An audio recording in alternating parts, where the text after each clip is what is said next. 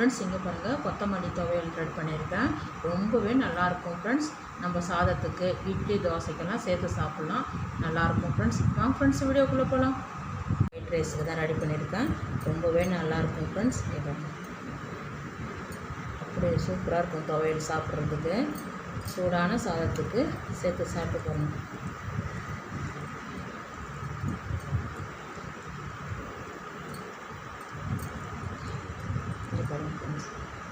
சூப்பராக இருக்கும் ஃப்ரெண்ட்ஸ் சாப்பாடு. ஹலோ ஃப்ரெண்ட்ஸ், எஸ்ஆர்ஹெச் ஃபுட் சேனலின் அன்பான வணக்கம் ஃப்ரெண்ட்ஸ். இங்கே பாருங்கள் கொத்தமல்லி துவையல் தான் ரெடி பண்ண போகிறோம். ஒரு கட்டு நல்லா க்ளீன் பண்ணி வாஷ் பண்ணி எடுத்துகிட்டு வந்துருக்கேன். ஈரம் இருந்தாலும் பரவாயில்ல, நம்ம எண்ணெயில் தான் வதக்க போகிறோம். இங்கே பாருங்கள் 1/2 டீஸ்பூன் எண்ணெய் விட்டுருக்கேன். நிறைய வேண்டாம், ஒரு 3 டீஸ்பூன் உளுந்து, 2 டீஸ்பூன் கடலைப்பருப்பு.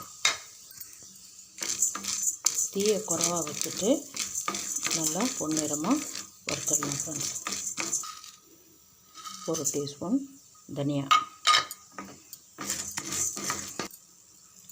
ஜீரகம் ஒரு 1/2 டீஸ்பூன்,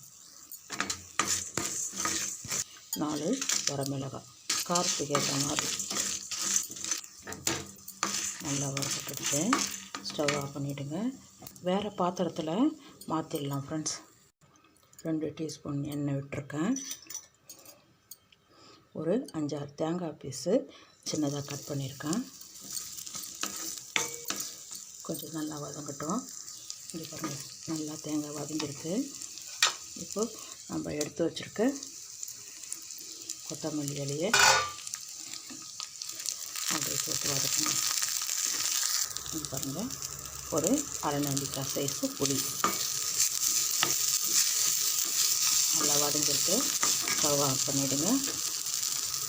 ஆற வச்சுட்டு அதன் பிறகு நம்ம அரைச்சிடலாம் ஃப்ரெண்ட்ஸ். இங்கே பாருங்கள், நல்லா ஆறி எடுத்து நம்ம இப்போது ஜாரில் சேர்த்து அரைச்சிடலாம். இந்த துவையலுக்கு தகுந்த உப்பு. ஃபஸ்ட்டு இதை அரைச்சிட்டு வந்துடலாம். இங்கே பாருங்கள், அரைச்சிட்டேன். இப்போ நம்ம கொத்தமல்லி இலையும் சேர்த்து அரைச்சிடலாம். தேங்காய் புளி, இங்கே பாருங்கள் எல்லாமே சேர்த்துட்டேன். தண்ணி விட்டு நல்லா நைஸாக அரைச்சிடலாம் ஃப்ரெண்ட்ஸ். இங்கே பாருங்கள், பவர் கட் ஆகிடுது. நல்லா நைஸாக அரைச்சிட்டேன். பாத்திரத்துக்கு மாற்றிக்கலாம்.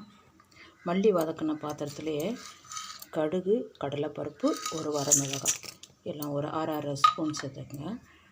இங்கே பாருங்கள், பாத்திரத்தில் மாற்றிட்டேன். நம்ம இப்போ தாளிச்சிடலாம் ஃப்ரெண்ட்ஸ். நல்லா பொரிய ஆரம்பிச்சிடுது. கொஞ்சம் மல்லி கருவேப்பிலை போட்டுருக்கேன். கொஞ்சமாக பெருங்காயத்தூள். ஸ்டவ் ஆஃப் பண்ணிடுங்க. இதை அப்படியே நம்ம ரெடி பண்ணி வச்சுருக்கிறதுல அப்படியே சேர்த்துடலாம்.